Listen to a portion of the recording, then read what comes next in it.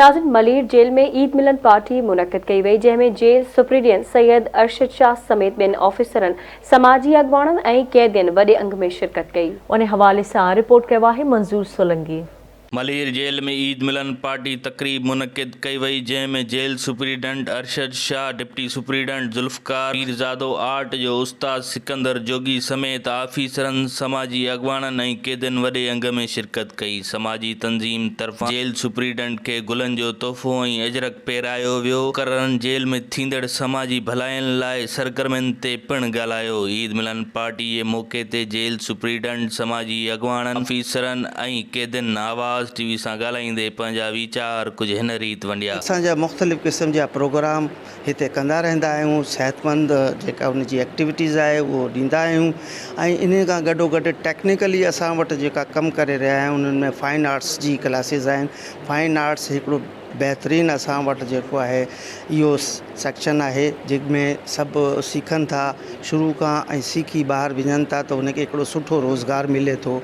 बिल्कुलु हर तरह सां कैदियुनि जो जेको आहे माहौल चेंज करे छॾियो आहे। तव्हां पाण ॾिठो फाइन आर्ट जो शोबो असांजो ॾिठो, तव्हां साई वारनि जी पढ़ाई ॾिठी, तव्हां जीअं असांजे प्रोग्राम में शामिलु थियो उहो सभु पूरो हिते अलहमदिल्ला उनखे एतिरो फैसिलिटी कयो वियो आहे जो इनशाला हितां निकिरी करे मुआशरे जा सुठा ॿार थी सघंदा। तव्हां पाण ॾिठो आहे त फाइन आर्ट हिकिड़े यूनिवर्सिटी में बि हिकिड़ो इदारो आहे, हुते बि माना सम्झो फाइन आर्ट जा सुठा स्टूडेंट आहिनि ऐं सिंध यूनिवर्सिटी में बि आहिनि, ॿियनि यूनिवर्सिटियुनि में बि आहिनि।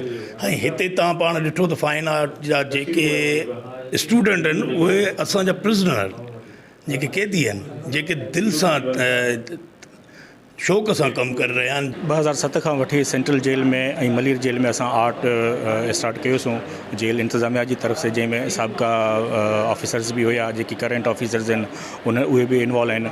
त हीअ ईद असां अंदरि कई आहे, बल्कि केतिरियूं बि ईदूं असां अंदरि कयूं आहिनि त असां पंहिंजनि खां परे आहियूं ऐं मायूस आहियूं। त मूंखे स्पेशली इन शइ ते मूंखे कमु करिणो पियो त छो न इन्हनि कैदियुनि सां ईद मिलन पार्टी रखी वञे। जेलों में काम हो रहा है और अब तक हम 10 जेलों में इस वक्त हम ये काम कर रहे हैं। सेंट्रल जेल में कर रहे हैं, मलीर जेल में कर रहे हैं और बच्चा जेल में, वुमेन जेल में, हैदराबाद सेंट्रल जेल सखर और भावलपुर और मच में भी हम ये कैदियों को इस्लाही प्रोग्राम और लिटरेसी प्रोग्राम करवा रहे हैं। मैं खुद यहाँ का तालिब इल्म हूँ। 4 स्टेप मैंने की है, 4 कोर्स मैंने की है और इंशाअल्लाह ये तमाम मालूमात जान लेने से इंसान अपने लिए, अपने ख़ानदान के लिए और अपने दोस्तों के लिए एक बाशऊर कम्युनिटी ज़िंदगी में ला सकता है।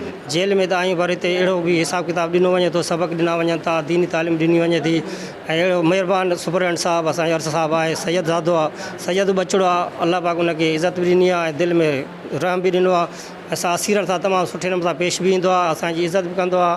ईअं मां हिते जेल में आयो आहियां त अंदरि जेको माहौल ॾिठो आहे सुपीरियन अरशद साहब हूंदे त शायदि मां सम्झां थो त मां कॾहिं न इहो ॿुधो ऐं न वरी कंहिं ॿिए जेल में अहिड़ो माहौल आहे। चयो त अलाह साईं असांखे मौक़ो बख़्शियो आहे। असांजो जज़्बो ऐं कोशिश आहे त ॾोहनि जी दुनिया मां जेके जेल अचनि था उन्हनि कैदियुनि जी इस्लाह कयूं, जीअं हू जुर्म जी दुनिया खे ख़ैराबाद कनि, जेल मां आज़ाद थी बहितर ज़िंदगी गुज़ारनि। असां मलीर जेल खे रोल मॉडल ठाहिण जी कोशिश कई आहे, जंहिंमें कंहिं हद ताईं कामयाब विया आहियूं। कैमरामैन अब्दुल लतीफ़ बुगियो सां गॾु मंज़ूर सोलंकी, आवाज़ टीवी गड़ा।